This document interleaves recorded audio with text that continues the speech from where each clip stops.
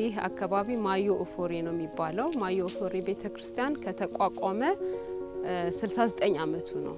ወደ 1949 አካባቢ ነው የተቋቋመው። ያቋቋሙት አያቴ ናቸው፣ አቶ ፋንታ ቆየ ይባላሉ። እንግዲህ እዚህ አያቴ ቤት አሁን በህይወት የሉም፣ ግን አያቴ ቤት አክስቴ ትኖራለች እና እሷን ለመጠየቅ ስመጣ አንዳንዴ የማገልገል አጋጣሚ ይኖረኛል ቤተክርስቲያን ውስጥና አንዳንድ ክፍተቶችን አያለው እና ክፍተቶችን በማይበት ጊዜ እግዚአብሔር በልቤ ውስጥ አስቀመጠ።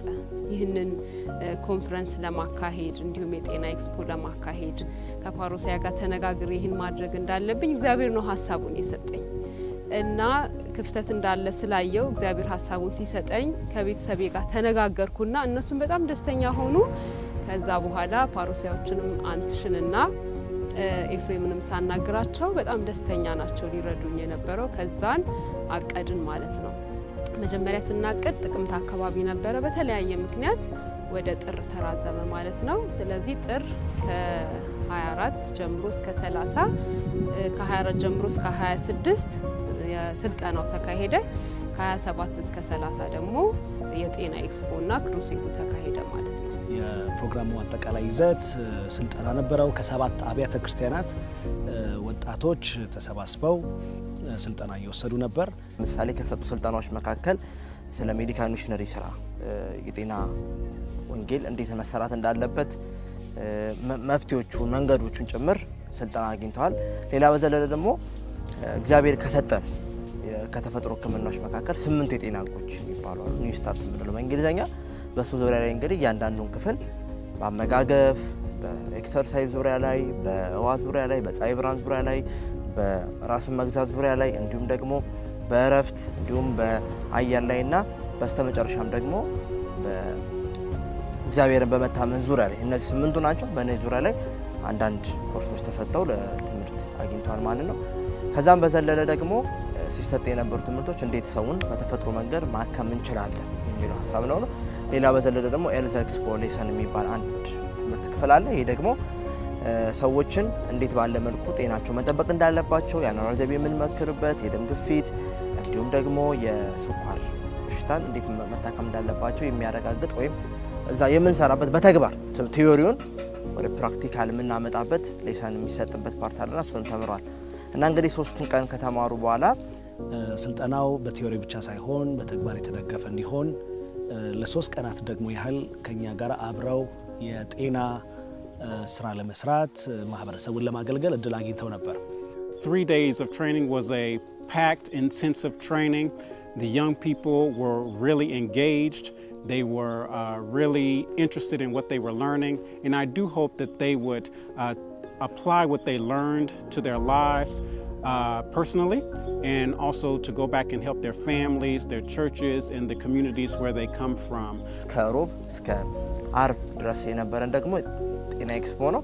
እንግዲህ በዚህ ጤና ኤክስፖ ላይ እዚህ አካባቢው በገጠራማው አካባቢ ያሉ ሰዎችም ማዮ ኦፎሬ የሚገኙ ሰዎችም መጥቷል። እንዲሁም ደግሞ አልፎ አልፎ ደግሞ ከበዴሳ ከምትባል ትንሽ ከተማም ሰዎች መጥቶ ይሄንን የጤና ምርመራውን በነፃ አግኝተዋል። እንግዲህ በጤና ምርመራው ላይ እንደተለመደው ሁሌም እንደምናደርገው የደም ግፊት፣ የስኳር፣ ሌሎች ተላላፊ ያልሆኑ በሽታዎች ላይ ትኩረት ያደረገ ምክር ይሰጣል። እንዲሁም ደግሞ ሰዎች እንዴት መኖር አለባቸው፣ እንዴት መብላት አለባቸው፣ እንዴት ጤናቸው መጠበቅ አለባቸው የሚል በቀላል ሁኔታ በቤታቸው ላይ ያዘጋጁ በሚችሉ ዙሪያ ላይ የሚያተኩር የአኗኗር ዘይቤ ወይም ላይፍ ስታይል ሶሉሽን በምንለው ዙሪያ ላይም የተለያዩ ስራዎች ሲሰሩ ነበር። እንግዲህ ብዙ ሰዎችን ብዙ ኬዞችን አይተናል፣ ብዙ ችግሮችን አይተናልና ፈጣሪ በእኛ ሆኖ ብዙ ሰዎችን ጋር ደርሷል።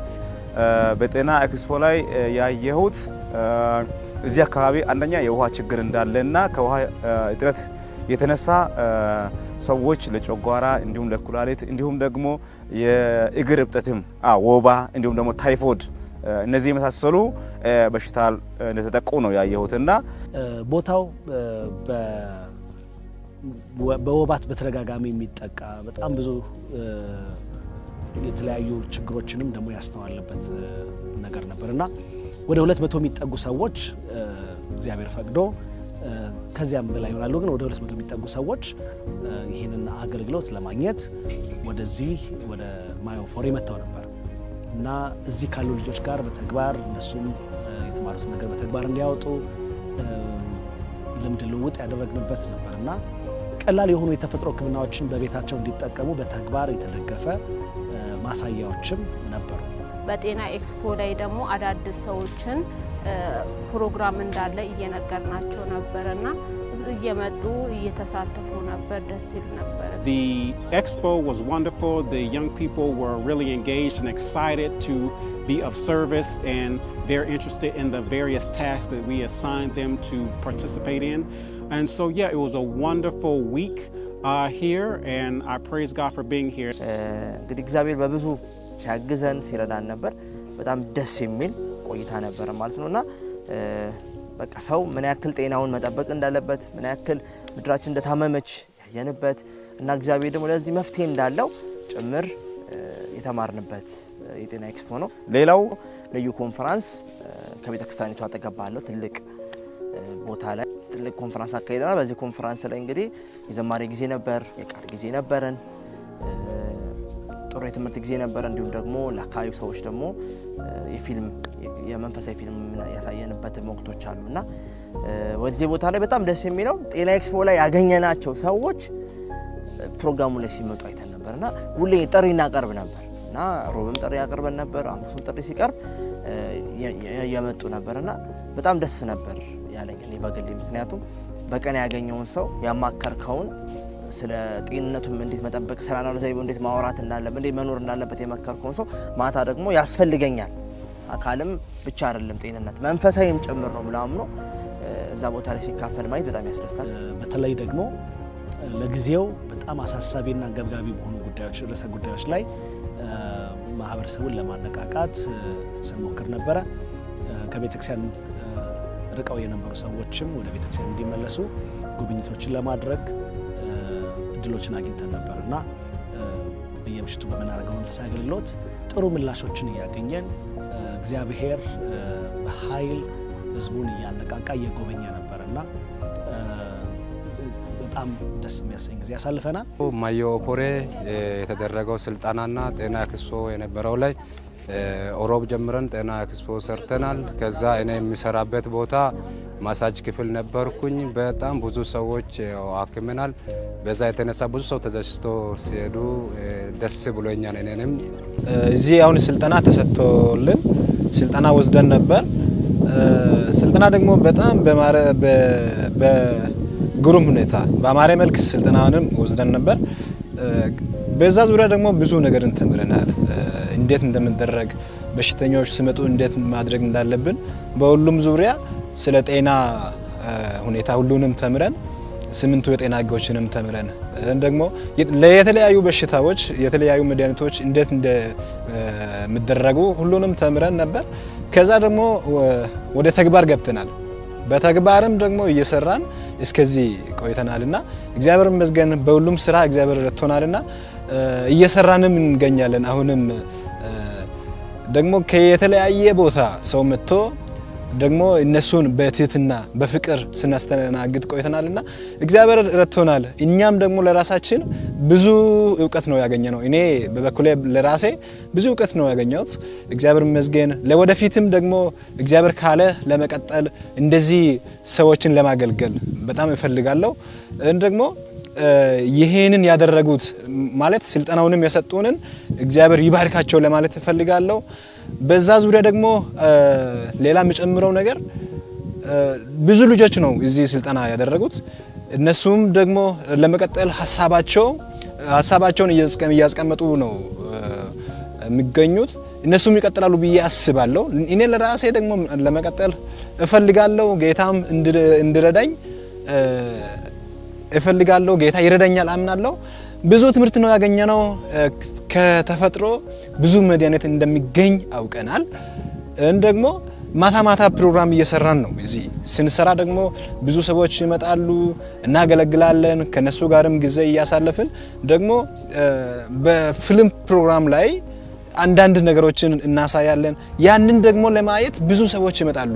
በመጡበት ደግሞ የተለያየ ትምህርት ወስዶ ይሄዳሉ። ደግሞ ሌላ ተጨማሪ ነገር ምንድነው? ለሰዎች መድኃኒት እየሰጠን ሌላ ነገርንም እየሰጠን እንገኛለን። ምንድነው የምንሰጠው? ሰዎችን የጤና ሁኔታን እናስተምራለን። ከዛ ደግሞ በመቀጠል የተለያዩ ትራክቶችንም እየሰጠን እንገኛለን። እግዚአብሔር ይመስገን በሁሉም ነገር ጌታ ረድቶናል። ለስልጠና የመጣሁት ከዚህ ቀበሌ ነው ከማዮ ኦፎሬ ነው እና ስልጠና በተመለከተ በስልጠና ዙሪያ እግዚአብሔር ይመስገን ጥሩ ትምህርት ተቀብለናል።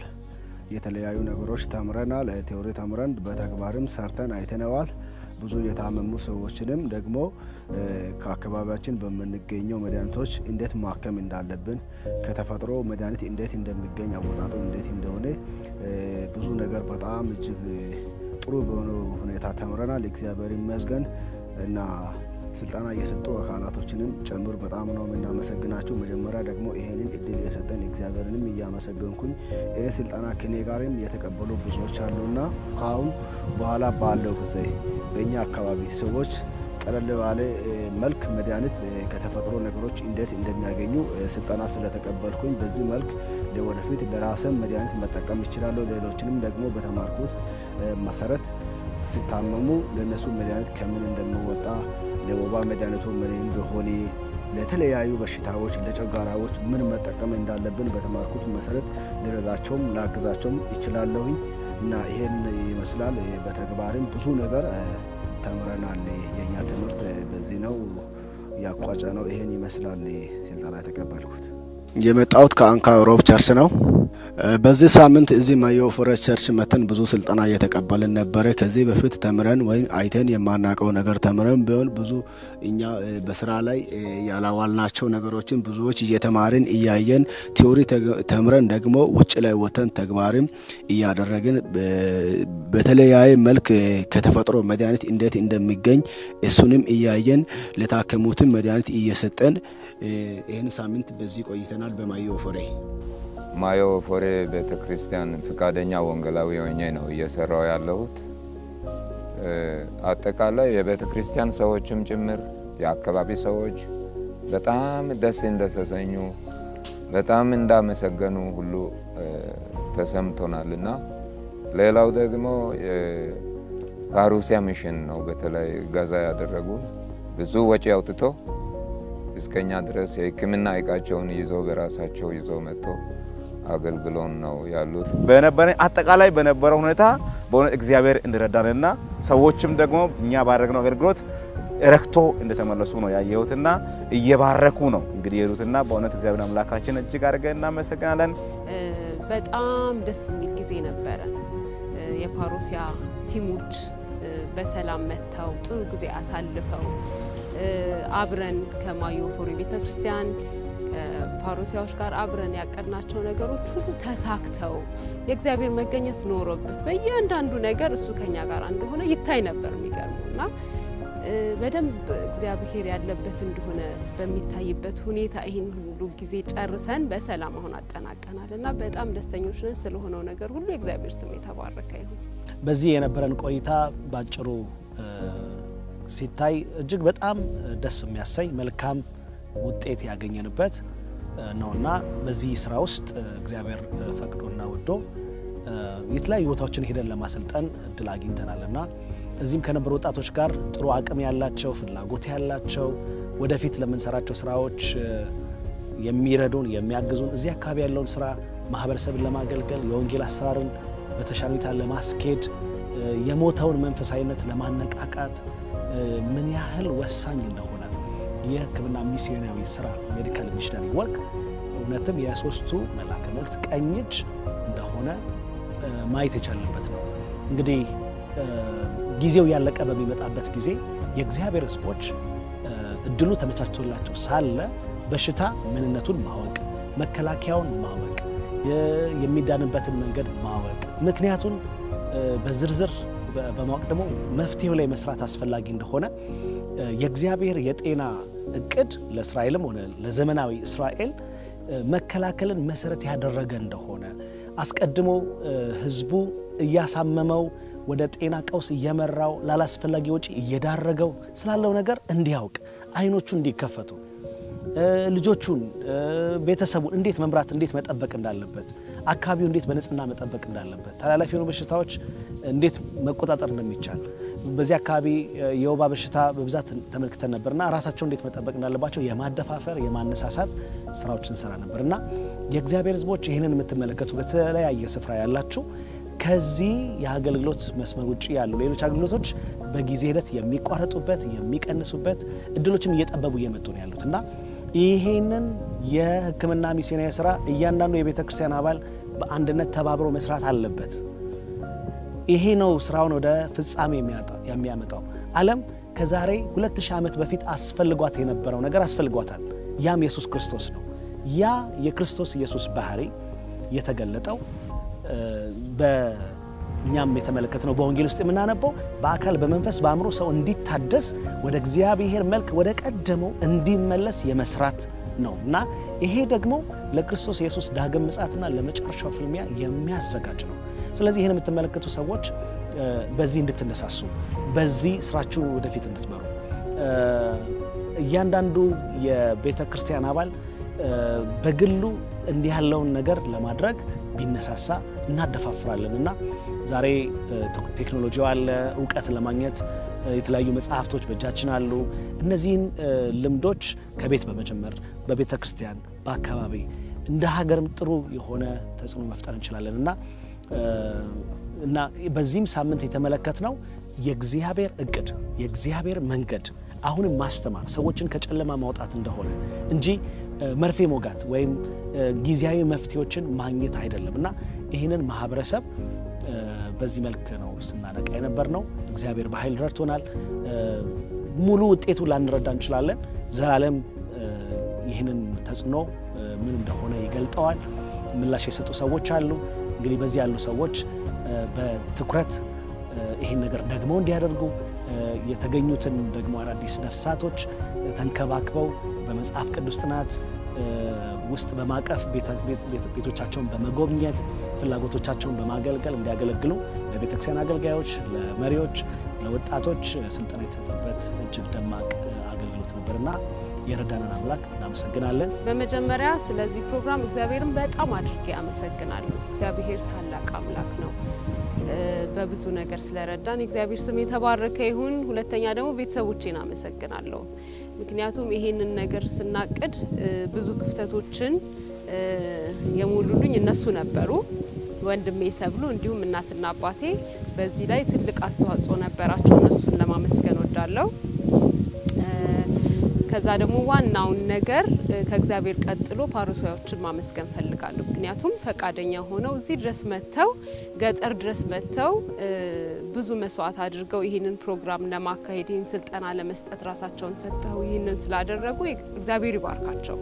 ፓሮሲያዎችን ማመስገን ፈልጋለሁ። ከዛ ደግሞ ይህንን ፕሮግራም በማስተባበር ትልቅ አስተዋጽኦ ያደረገውን አቶ ታፈሰን ደግሞ ማመስገን ፈልጋለሁ። ከሱ ጋር ነው ተነጋግረን ሁሉን ነገር ያደረግነው። የማዮ ኦፎሪ ፈቃደኛ ወንጌላዊ ነው። በአጠቃላይ በሰባቱ ዞን በኦፎሪ ዞን ያለውን በማስተባበር ይህንን ፕሮግራም እውን እንዲሆን ከኛ ጋር በመነጋገር ይህንን ያደረገው አቶ ታፈሰን ማመስገን ፈልጋለሁ። ከዛም ቀጥሎ ደግሞ የማዮ ኦፎሪ የቦርድ አባላት እንዳለ ወጣቶችን በዚህ ሁሉ የረዱንን እጅግ አድርጌ አመሰግናለሁ። ሁሉንም ያደረገው እግዚአብሔር ነው። ስለ ሁሉም ነገር እግዚአብሔር ስም የተመሰገነ ይሁን።